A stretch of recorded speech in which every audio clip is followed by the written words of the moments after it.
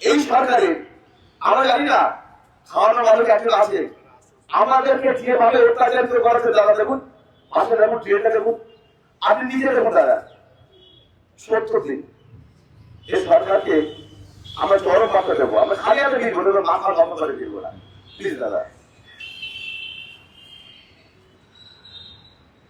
মাননীয় শিক্ষকবৃন্দ যারা এখানে আছেন, দেখুন মাথা নত করে তো ফিরবেন নাই, কেউ খালি হাতেও ফিরবেন না। যে অধিকারের জন্য লড়াই করছেন, এত লড়াই কখনো মিথ্যে হতে পারে না। আপনি তখন জিজ্ঞেস করছিলেন না যে আমরা পড়াশুনো করে কোনো অপরাধ করেছি কিনা, বলতে খুব খারাপ লাগছে যে হ্যাঁ পড়াশুনো করে আমরা অপরাধী করেছি। এই সরকারের আমলে পড়াশুনো করাটা সত্যিই বোধহয় একটা অপরাধ। আজকে খালি যারা মাদ্রাসার শিক্ষক তারা খালি নন, কি অন্যান্য, আমি বলছি মাধ্যমিক স্কুলগুলোর কি টেটের যারা পরীক্ষার্থী তারা খালি নন, আপনি গোটা পশ্চিমবাংলার দিকে তাকিয়ে দেখুন, ঘরে ঘরে তাকিয়ে দেখুন। যে জিনিস কেউ কোনোদিন কল্পনা করতে পারতো না, ব্রিটিশ আমলে কোনোদিন হয়নি, কংগ্রেস আমলে হয়নি, বামফ্রন্ট সরকারের সময় হয়নি, গত 4-5 বছর ধরে আমাদের রাজ্যে একটা অদ্ভুত ঘটনা ঘটছে। মাধ্যমিক উচ্চ মাধ্যমিক পরীক্ষার্থীর সংখ্যা বছর বছর কমছে, কোনোদিন যা কেউ কল্পনা করতে পারেনি। কেন হচ্ছে? আপনারা শিক্ষক, আপনারা আমার থেকে অনেক ভালো করে জানেন, একেবারে ছোট ছোট বুনিয়াদী স্তর থেকে ছেলে মেয়েদেরকে হাতে করে মানুষ করে। আজকে বলুন তো, একটা গ্রামে মফস্বলে যে ছেলেটা যে মেয়েটাই পশ্চিমবাংলায় বড় হচ্ছে, সে কি দেখে বড় হচ্ছে? সে দেখছে আমার পাড়ায়, আমার গ্রামে, আমার মফস্বলে যে দাদাটাকে, যে দিদিটাকে ছোটবেলা থেকে জানতাম পড়াশোনায় ভালো, তার স্কুলে হোক তার মাদ্রাসায় হোক সে পরীক্ষায় ফার্স্ট হয়, আশপাশের লোকেরা ধন্য ধন্য করে যে হ্যাঁ ছেলেটা বড় হয়ে নাম করবে, মেয়েটা বড় হয়ে গ্রামের মুখ উজ্জ্বল করবে। আজকে সেই দাদাটা, সেই দিদিটা এখন চাকরির পরীক্ষায় ব্যর্থ হয়ে রাস্তায় বসে অনশন করছে। আর পাড়ার সবচেয়ে, গ্রামের সবচেয়ে থার্ড ক্লাস ছেলে, যে ছোটবেলা থেকে পড়াশোনা ছেড়ে দিয়ে রাস্তায় বিড়ি সিগারেট খেয়ে বেড়াতো, তারপরে মদ গাঁজা ধরেছিল, তারপরে ক্লাস 9-10 থেকে এখন তৃণমূলের পতাকা নিয়ে রংবাজি করে বেড়ায়, তার এখন গ্রামে 3টে বাড়ি হয়েছে, কলকাতায় 2টো ফ্ল্যাট হয়েছে, হাইওয়ের ধারে পেট্রোল পাম্প হয়েছে, বিয়ার বার হয়েছে, সে এখন পায়ের উপর পা তুলে জমিদারি করে বেড়াচ্ছে। গ্রামকে গ্রাম, জেলাকে জেলা এই ছবি। বলুন এই অবস্থায় এই পশ্চিমবাংলায় পড়াশোনা করাটা অপরাধ কি অপরাধ নয়? যে কেড়ে খাবে সে ভালো থাকবে, যে লুটে খাবে সে ভালো থাকবে, আর যে নিজের যোগ্যতায় গতর খাটিয়ে খেতে চাইবে তার মতো অপরাধী, তার মতো পাপী এই বাংলায় আর কেউ নেই। কিন্তু এটাকে আমরা আক্ষেপ করতে চাই না, কথাগুলোকে বলছি, এগুলো আমাদের আক্ষেপ নয়। এই অবস্থাটাকে আমরা পাল্টাতে চাই, এটাকে আমরা বদলাতে চাই। নতুন করে এই 235টি মাদ্রাসার শিক্ষকরা আপনারা যে লড়াই করছেন, নতুন করে আপনাদের লড়াইয়ের কথা, নতুন করে আপনাদের দাবির কথা আপনাদেরকে আরেকবার করে শেখানোর কোনো মানে হয় না। আমরা কেউ সেটা করার জন্য আসিও নি, মীনাক্ষী, কলতান, আমরা কেউ আপনাদের লড়াইয়ের কথা আপনাদেরকে নতুন করে কি মায়ের কাছে মাসির গল্প করব। কিন্তু এইটুকু আপনাদেরকে বলছি, আপনারা জানেন এটা, যখন রাজ্যে বামপন্থী ফ্রন্ট সরকার ছিল তার আগে এই মাদ্রাসা শিক্ষা দপ্তর, মাদ্রাসা শিক্ষা কমিশন এগুলো ছিল না আমাদের রাজ্যে। আমাদের সরকার যখন এগুলো চালু করেছিল তারপরে 3.5 দশক ধরে আমাদেরকে গালাগাল করেছিল এক অংশের লোকজন। বিজেপি তো বটেই, মমতা বন্দ্যোপাধ্যায়রা তখন আমাদেরকে গালাগাল করতে নেই বলে যে বামপন্থীরা সংখ্যালঘু তোষণ করার জন্য মাদ্রাসা শিক্ষা দপ্তর চালিয়েছে, বামপন্থীরা সংখ্যালঘুদেরকে তোষণ করার জন্য তারা মাদ্রাসা সার্ভিস কমিশন করেছে। আমরা আসলে এগুলোকে তুলে দেব। ওরা ক্ষমতায় আসার পরেও কাগজ কলমে না তুলুক, বকলমে তুলে দিয়েছে, তা আপনারা দেখতে পাচ্ছেন। আপনারাই বলছেন 211 সালে যে কটা মাদ্রাসা ছিল আজকে সে কটাই মাদ্রাসা রয়েছে, একটা বাড়েনি। বড় খোঁজ নিয়ে দেখলে দেখা যাবে অনেকগুলো হয়তো বন্ধ হয়ে গেছে, নামকা বাস্তা এখনো রয়ে গেছে, সরকার হয়তো ক্লোজিং অর্ডার টাঙিয়ে দেয়নি, কিন্তু কার্যত সেখানে শিক্ষক নেই, সেখানে শিক্ষকের নিয়োগ নেই, সেখানে ছাত্রছাত্রী নেই, কার্যত বন্ধ হয়ে পড়ে আছে। কদিন আগে আমি বলছি আপনাদেরকে, বিধানসভায় আপনারা দেখেছেন বিজেপির এক বিধায়ক অগ্নিমিত্রা বল, আজ থেকে 2 সপ্তাহ আগেকার কথা, বিধানসভায় দাঁড়িয়ে বলল যারা 6 তারিখ, আমার তারিখটা মনে আছে, এই মাসের 6 তারিখ, ফেব্রুয়ারি মাসের তারিখটা কেন মনে আছে আপনারাও জানেন। 6 তারিখ আপনারা শিয়ালদা স্টেশন থেকে মিছিল করছিলেন, সেই মিছিলে আমরা ছিলাম। সেই দিন বিধানসভায় দাঁড়িয়ে অগ্নিমিত্রা পল বলছে যে মাদ্রাসাগুলো জঙ্গি তৈরি করে। এখন দেখুন, অশিক্ষিত কথাটাকে না আমরা বামপন্থীরা গালাগাল হিসেবে ব্যবহার করি না, কেন আমাদের মতো একটা গরিব দেশে অনেক মানুষ অশিক্ষিত হন, তারা শিক্ষার সুযোগ পান না বলে। এটা তার অপরাধ নয়, এটা সমাজের অপরাধ, রাষ্ট্রের অপরাধ যে সেই মানুষকে শিক্ষিত হওয়ার সুযোগ দেয়নি। কিন্তু অগ্নিমিত্রা পলের মতো যারা স্কুল পাঠশালায় পড়েও অশিক্ষিত, তাদের জন্যই কথাটা বলছি।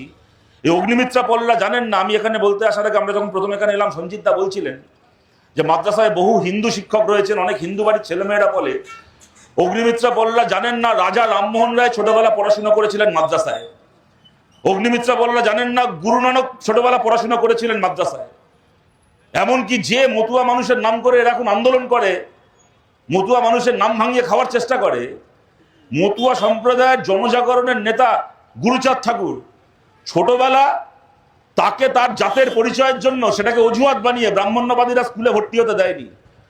গুরুচাঁদ ঠাকুরের বাবা হরিচাঁদ ঠাকুর তার সন্তানকে গুরুচাঁদ ঠাকুরকে মাদ্রাসায় ভর্তি করিয়েছিলেন। মাদ্রাসায় পড়াশুনো করে গুরুচাঁদ ঠাকুর এই বঙ্গ সমাজের, এই এশিয়ার একজন সর্বকালের শ্রেষ্ঠ সোশ্যাল রিফর্মার তৈরি হয়েছিলেন। অগ্নিমিত্রা পলরা এগুলো জানবে না। ওরা হোয়াটসঅ্যাপ ইউনিভার্সিটির গ্র্যাজুয়েট, ওরা বিজেপির পাঠশালায় পড়াশুনো করেছে, ওরা আরএসএস স্কুলে পড়াশুনো করেছে, ওরা এগুলো জানবে না।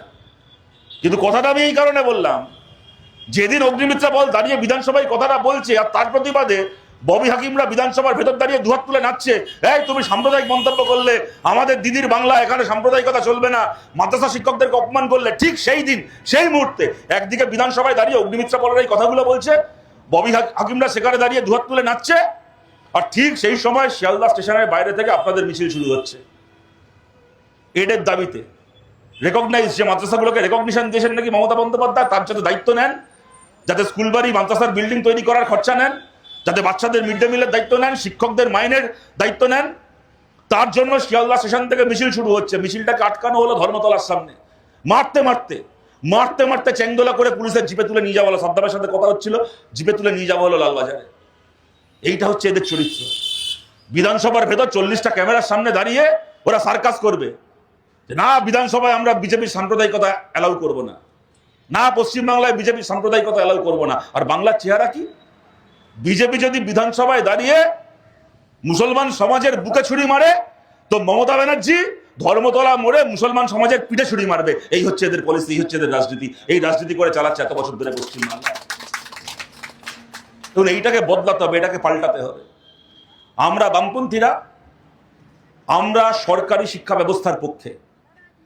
আজকে গোটা পশ্চিমবাংলায় নোটিশ ঝুলিয়ে যে একটার পর একটা স্কুল বন্ধ হয়ে যাচ্ছে, একটার পর একটা প্রাইমারি স্কুল, মাধ্যমিক স্কুল, মাদ্রাসা বন্ধ হয়ে যাচ্ছে, প্রাইভেট স্কুল ব্যাঙের ছাতার মতো করে প্রাইভেট স্কুল গজাচ্ছে। যার বাবা মার টাকা আছে সে ছেলে মেয়েকে সেখানে পড়াবে, যার বাবা মার টাকা নেই তার ছেলে মেয়ে পড়াশুনো করবে না। আমরা এই শিক্ষায়, এই বেনিয়াপনার বিরুদ্ধে।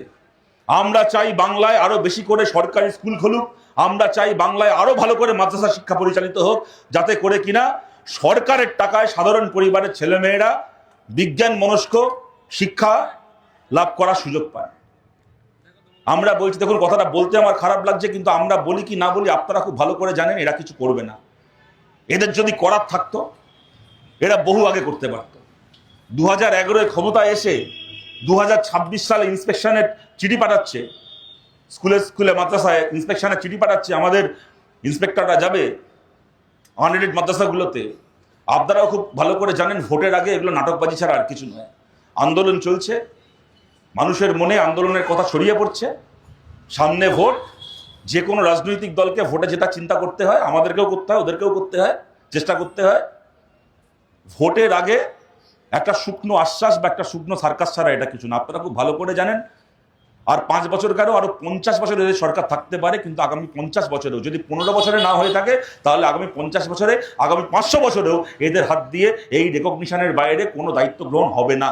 আমি আপনাদের কাছে একটা উদাহরণ দিচ্ছি, আপনাদেরও মনে থাকবে। 2019 সালের এরকম মার্চ এপ্রিল মাস, কলকাতায় প্রেস ক্লাবের বাইরে এসএসসি ছেলেমেয়েরা অনশন করেছিল, আপনাদের মনে থাকবে 29 দিন।